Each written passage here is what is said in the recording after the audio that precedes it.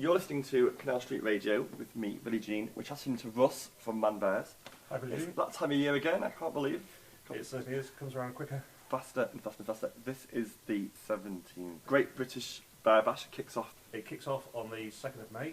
Which is the first bank holiday weekend. It is. And goes through till Monday the 5th. Cool. So tell us all about the Great British Bear Bash, because for our listeners, some people won't have a clue what we're going on about.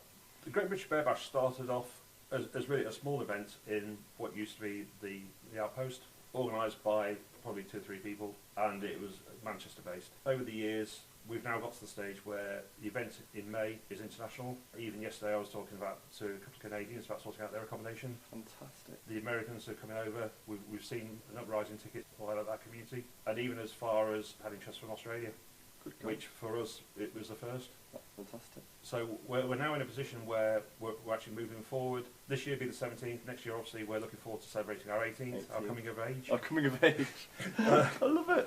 We did have the thought of jumping out of closets, but we won't be doing that.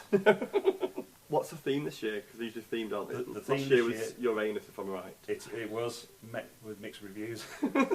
This year, thanks to one of our community who suggested it, it's the Big Top. Right. So we've got the theme of Big Top Bears. Right. Also, as we would like to put it, the circus. The circus, indeed. How many people are we expecting? This year, ticket sales going really well. We're expecting in a region of 300. Right. Which for a lot of people will seem quite low, but I think what we've got to consider is the fact that this year we've got the bear events in London at the end of May. Right. Whereas primarily Manchester was the only bear event in the country. Now we're competing against the likes of Edinburgh, Bristol, Brighton. Right. We're happy with those numbers, and that's in the ticket sales alone, so we would expect about 300. We were talking before we started to do the recording about last year. We lost Legends in the Outpost, which was a big bear hangout, is the right word to use, I think. How did that affect the kind of event last year and then planning for this year as well? The one thing that surprised us, and I don't think anybody realised until those venues weren't there, was how much, as a bear community, we depended on them. For us, we struggled like merry hell last year to get venues. Venues in the village were hard to come by. They were all booked up. It wasn't until a month before the events that we actually had a Saturday night venue. We were almost at the stage of, do we do it, do we don't? Thankfully, we came up with a couple of venues in the Northern Quarter. Whilst not widely accepted, it was a venue. It was a make-do solution. Yeah. A cancel, yeah. That's right. This year, we've come up with 2 nights in the village, the Friday night and Sunday night being at Club Alter Ego, and for the Saturday night we're in Sound Control, which is just off Oxford Road. Fantastic. So we've got 2 cracking venues, and we've got 2 venues that want to work with us, which is really good. What kind of lessons did you learn from that whole experience? The one thing for us was not to leave it as... We've been lucky in the fact that now we've actually secured venues and we're working with venues. With Outposts and Legends, it was a given that we got those venues. For us as an organisation now, we're moving forward in the fact that we've actually got venues secured for pre-hibernation this year and Bear Bash and pre-hibernation next year. So that gives us a sound footing to move forward and plan in earnest. Super, that's what we like, plan, get it in the diary and get it planned. So what's lined up then this year? Because I think it's a big kind of watch of events. It is. The first time ever we're starting on Thursday night.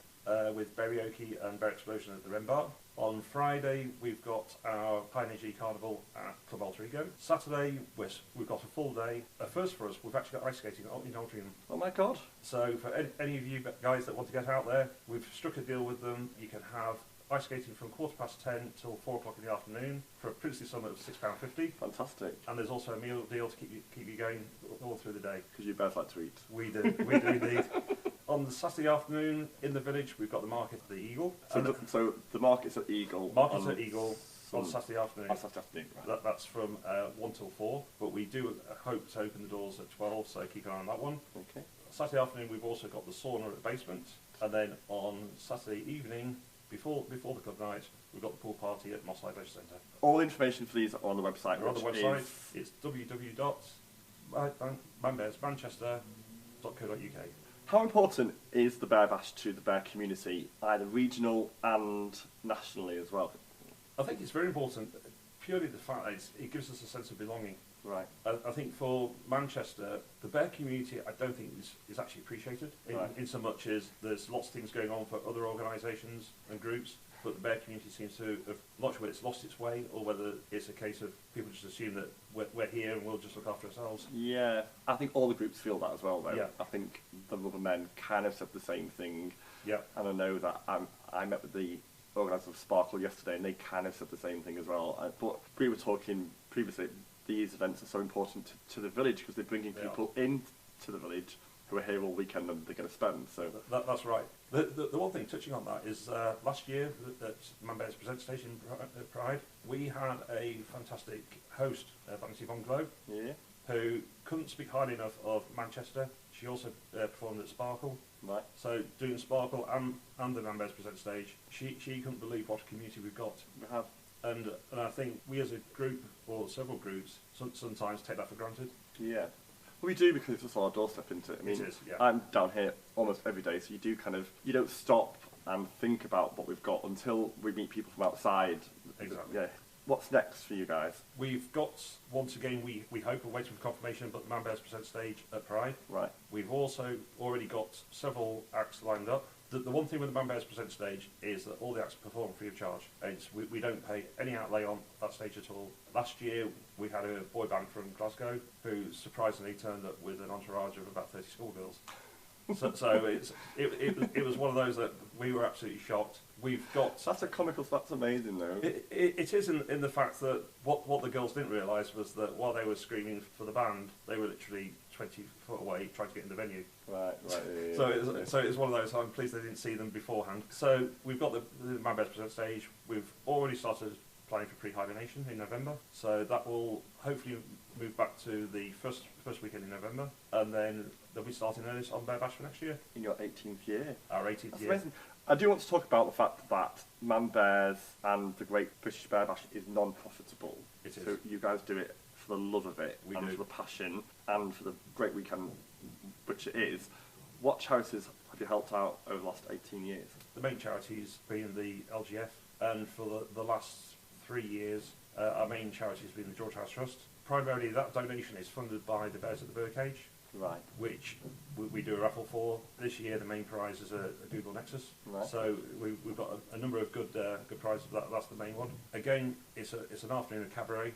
This year, we've got a fantastic lineup, all hosted by Jonathan Mayer. Who's amazing. The fabulous Jonathan Mayer. Oh, fabulous Jonathan Mayer. Ably supported by Wolf, who are a Manchester Bear band. We've got Tom Goss, who is making his Manchester debut over from America. We've got Gary Delaney, who's a comedian. Those of you who don't know him, check him out on YouTube, but just to show you his pedigree, his wife is Sarah Milligan. Oh, right. So Gary's been with us before, so that's great. And headlining, we've got the Queens of Pop. Fantastic. And there's all pies and...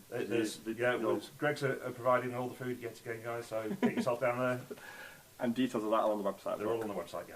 Well, I hope you have a fantastic weekend. Thank you. It's going to be a glorious weekend, I'm sure. We hope. Play for the sun. You guys have a fab time. All the details of the website, the Twitter and the Facebook stuff will be on the page as well. Thank you very much. You've been listening to Canal Street Radio with Billie Jean and Russ from the Manbears. Thanks for listening.